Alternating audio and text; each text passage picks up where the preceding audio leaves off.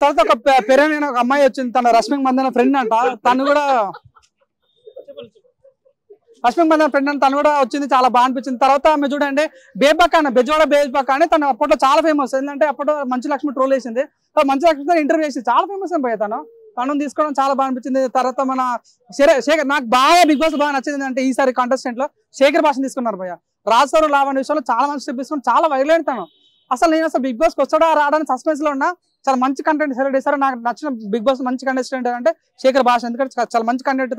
తను ఏంటంటే చాలా ఓపికంటాను, తనకు సహనం చాలా అంటే, పాపం తిట్టిన పడతాడు, కొట్టినా పడతాడు, ఏం చేసిన ఇంత లావణ్య చెప్పేసి కొట్టిన పోతాను. తన చాలా బాగా అనిపించింది. తర్వాత మన ఆదిత్య ఓం అని తన హీరో, అప్పట్లో సాంగ్ కన్నుల్లో కన్ను పెట్టి చూడేందుకు ఆ సాంగ్ ఉంటుండే, తను హీరోగా ఎంట్రీ, తను అసలు ఈ రోజు బిగ్ బాస్ రావడం చాలా బాగా అనిపించింది. ఇంకంటే మన ఒక యూట్యూబర్ తీసుకున్నాను, అఫీద్ అని యూట్యూబర్ తీసుకున్నారు, ఆయన కూడా చాలా బాగా అనిపించింది. విష్ణుప్రియ అన్న, అసలు విష్ణుప్రియ నేను మాట్లాడదాను పోయా బిగ్ బాస్ ముందు పోకముందు, నేను బిగ్ బాస్ కూడా నాకు బిగ్ బాస్ నచ్చదు అన్నది, బిగ్ బాస్కి వెళ్ళింది. సో వీళ్ళు కాకుండా బిగ్ బాస్ ఇంకా మంచి కంటెంట్ తీసుకుంటే బాగుంది అనిపించింది.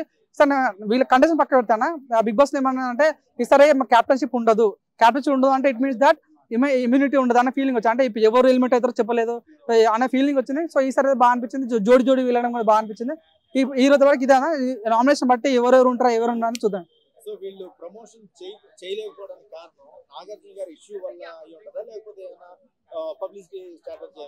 నాకు వచ్చిన ఇన్ఫర్మేషన్ అంటే ఈసారి బిగ్ బాస్ హిందీ వాళ్ళు మేనేజ్మెంట్ చేస్తున్న ఫీలింగ్ వచ్చింది. లాస్ట్ బిగ్ బాస్ హిందీలో ఏవైతే చేస్తున్నారో వాళ్ళు చేస్తున్నట్టు లాస్ట్ బిగ్ బాస్ 7 చేసిన వాళ్ళ టీము ఈసారి లేరంట. అదొకటి ఉంది. మీరు అన్నట్టుగా నాగార్జున కూడా ఎన్కన్వెన్షన్ దాడేది కాబట్టి కొద్దిగా చేయలేకపోయినచ్చు. కానీ బిగ్ బాస్ కి అయితే ఈసారి సరైన సప్పు దొరకలేదు అనే ఫీలింగ్ వచ్చింది.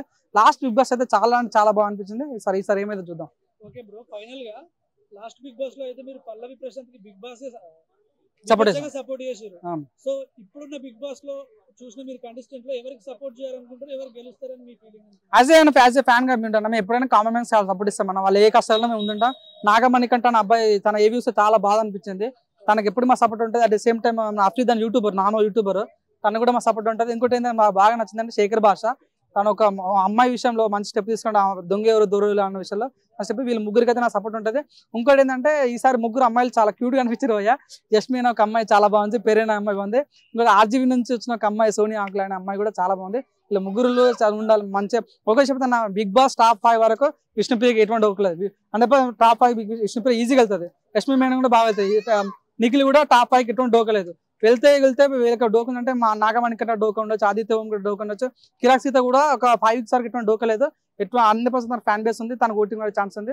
చూద్దాం, ఇంకా నామినేషన్ బట్టి తెలుస్తాయి కదా.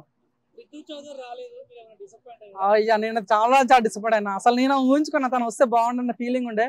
కానీ చూడడానికి కూడా చాలా గ్లామర్ ఉంటే చాలా ఫన్ జనరేట్ చేయగలుగుతుంది. తను ఒక వీడియో పెట్టుంటే యూట్యూబ్ లో మిలియన్లు అవుతాయి తన వీడియోలో. తనే కానీ ఆది కానీ అట్లాంటి పెట్టుంటే బాగుండే ఫీలింగ్ వచ్చింది. చూద్దాం ఏం జరుగుద్దాం.